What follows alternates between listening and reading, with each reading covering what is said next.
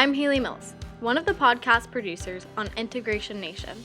In this series of mini episodes, we are going to talk about different types of self-care. On today's mini episode, Allison is going to talk to you about financial self-care, what it means, and how to implement this into your self-care routine. Hi, I'm Allison Sullivan, a licensed clinical social worker, psychotherapist, and you are listening to Integration Nation, a podcast to introduce you to and expand your knowledge about effective integrative mental health concepts, practices, and approaches. We are here in downtown Fredericksburg today. I don't know if you can hear the lovely train outside of our office, but I can, and we are here to talk about financial self-care. All about the money. Show me the money today. I think a really good starting place to talk about financial self-care is to just throw out a few questions that may help you kind of vet if you are in need of some financial self-care. So the first one is, do you generally avoid interacting with money, with your money, other people's money? Are you stuck in a pattern that doesn't support your financial goals? How about checking in with yourself when you're in situations involving money and noticing if you're unhappy, confused, conflicted, even noticing the sensations in your body when money comes up in conversation? All of these questions can help you figure out if some financial self-care is in order, because if they seem relevant to you, if you kind of listened in a little more closely as I was describing those questions, then this episode is for you, because money is a powerful symbol in our culture. So our relationship with finances is an important area that needs regular self-care. So to get started on this, you may want to consider a little money inventory. I think it's helpful to personify the relationship that you have with money, or in other words, imagine it's a person. Imagine your relationship with money as a person, and then describe that relationship in 5 words. Without really kind of overthinking it, just what words kind of come to mind. Maybe it's words like overwhelming, intense, toxic, unreliable, even unavailable, or maybe more like steady, low-key, pretty chill.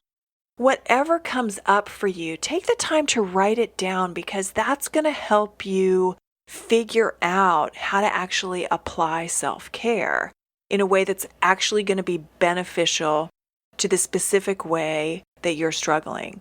I'd like to thank our sponsor, Dragonfly Yoga Studio of Fredericksburg, a truly inclusive yoga community with a wide array of classes and class time offerings to meet any lifestyle situation. Highly skilled instructors, a super welcoming community, whether you're a beginner yoga practitioner or an advanced yogi, there is something for you at Dragonfly Yoga Studio.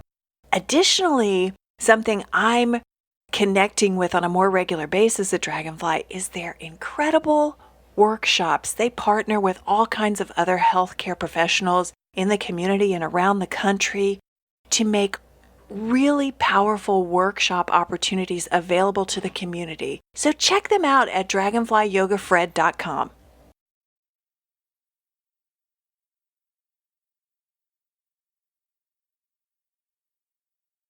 So next, if you wanted to extend that personification, continue to think about money as a person, ask yourself, if I wanted to nurture or heal this relationship a little, what might I do? When you frame it like that, you may find that you need to just simply spend a little more regular time interacting with your money. Maybe that means on a daily basis, logging into your accounts and just kind of interacting with the flow of the money in your life. Maybe it means just a little review of what you're spending and what you're depositing and how you feel about that. Maybe self-advocacy is actually the way to provide self-care to your relationship with money, which would mean maybe lobbying for a raise or looking for jobs that reflect your worth and your financial goals a little more specifically. And after really kind of inventorying, maybe you find you need the support of an outside professional, someone like a financial planner or advisor that you can sit down with and kind of unpack some stuff with and figure out a pathway that works for you to help you meet your financial goals.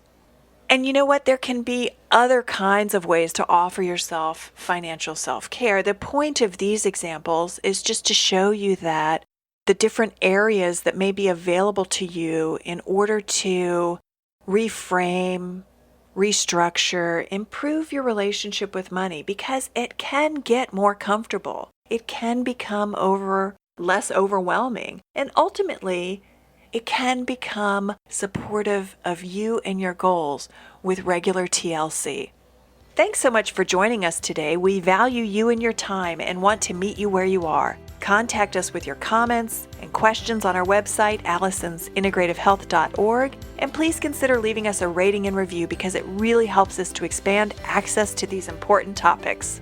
In this mini episode, Allison defined what financial self-care is, provided questions to help figure out if financial self-care is appropriate for you, and outlined practical ways to include it in your daily life. Integration Nation is a podcast that introduces people to and expands people's understanding of integrative health. For regular information about mental health, tips, and tools, subscribe to our newsletter at allisonsintegrativehealth.org.